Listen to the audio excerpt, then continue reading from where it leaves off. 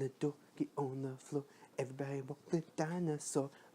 I am going to do that dance and do that song anytime I review a movie about dinosaurs because I just love it.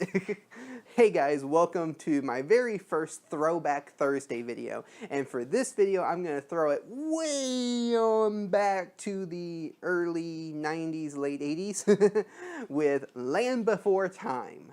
This is a movie that is near and dear. Those words to my heart, and I just love this movie so much because I grew up watching it, and so I love it a lot. But watching it again because I wanted to do this review, there's a lot of things I noticed about it that I didn't notice about when I was a kid watching it, and it's really cool. The one thing I really want to talk about is if you grew up watching the musical sequels, all the sequels to this movie, because there's like 15, I think, sequels and a TV series, all from this movie. This one is nothing like those. There's no music, there's no, as far as like singing and stuff, there's no singing, there's none of that. It's actually very intense, very serious movie for being a kid's movie, but it is so good. And if you haven't seen this one, go watch this one because it is amazing.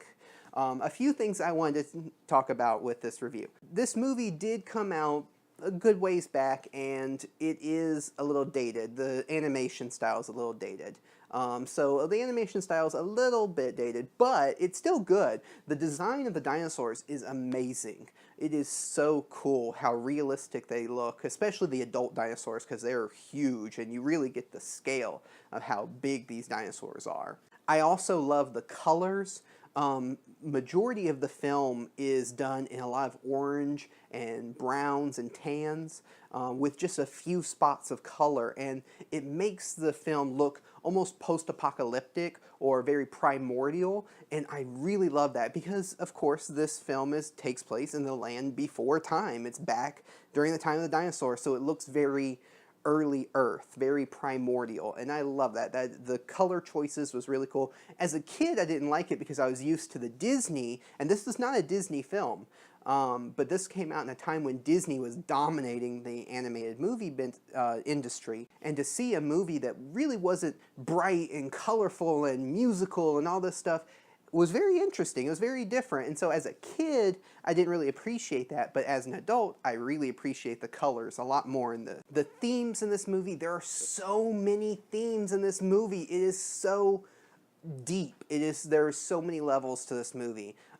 You have the story of friendship and how friendship comes in all shapes and sizes, from the little tiny to the really big. So whether you're tall, short, whatever, friendship doesn't matter what you look like. That really comes across because a lot of the dinosaurs, they stick to their own kind. They won't be friends or hang around the other types of dinosaurs, but Littlefoot and Sarah and a lot of them have to overcome those prejudices and learn to be friends, and Ducky and all those. There's also the major theme of dealing with loss, and that was this movie does not shy away from any intense moments. If you've never seen this movie, imagine Bambi, if you've seen that, losing his mom, times 10. Like, this movie gets pretty intense. And I've actually read, while I was doing research on this movie, that Don Bluth, the director and animator for the film, he actually wanted to keep a lot of scenes in the movie that were a lot darker and a lot more intense, but Steven Spielberg and George Lucas, who had actually helped co-produce and executive producers for this film, they decided it was a little too dark for kids. They wanted, you have to have the darkness, but you also have to have the hope, that silver lining to the dark cloud, and I think this film does it really well. In fact, there was a scene that was added where Littlefoot runs into an older dinosaur. I think his name's Rooter,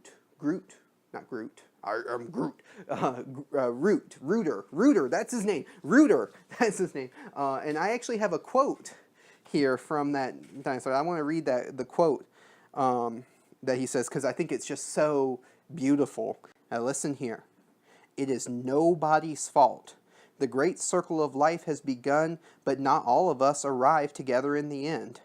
Your mother will always be with you as long as you remember the things she taught you.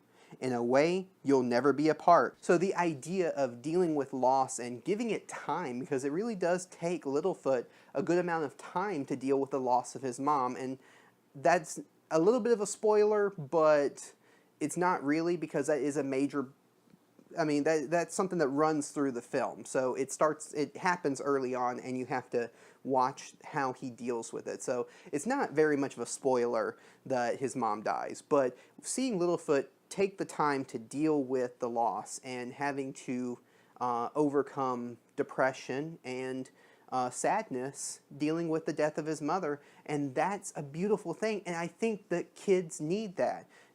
Yes, some people think that it's a little too dark for younger kids, and some people think it's a little too depressing for younger kids, but I think that since loss is something that we all deal with in this world, especially, little kids may have a hard time dealing with loss, having a movie that shows it's okay to take the time to overcome that. But also, that's another theme that's running through the movie, is having to face these very dark moments in life, but relying on yourself to overcome these problems and road bumps in life. It's a really great theme. Like I said, this movie's so layered, and I didn't get it as a kid. Now I get it as a kid. So if you're a parent and your kids have never watched this film before, and you're afraid maybe it's a little too dark and a little bit too depressing, don't worry about that. It's really a good movie. As far as dinosaur films, this is my second favorite dinosaur film, next to Jurassic Park, because Jurassic Park's my favorite. Now, that one's not necessarily kid-friendly, even though I watched it as a kid. But this movie's definitely worth watching. I love this film. It has the depth, it has themes, it has so many great things in it that make it as good, if not better, than a lot of the Disney films. And this wasn't a Disney film. And this came out in a time when Disney was dominating. So to see this, it's really good. Like I said, the animation's still a little dated, but the themes make up for it. The themes of relying on yourself, friendship comes in all forms, and dealing with loss and taking the time to deal with loss and how you deal with loss. And that theme especially really hit home with me when I realized what happened to Judith Baris or whatever. I forget her name, but the girl who did the voice of Ducky.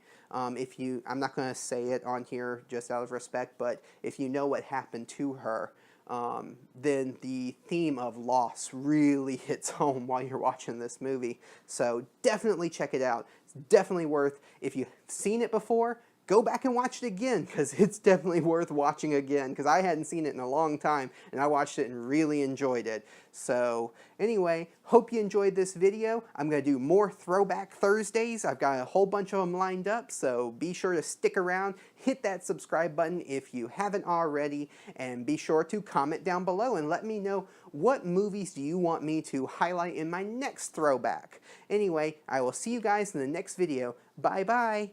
Tree stars. Tree stars.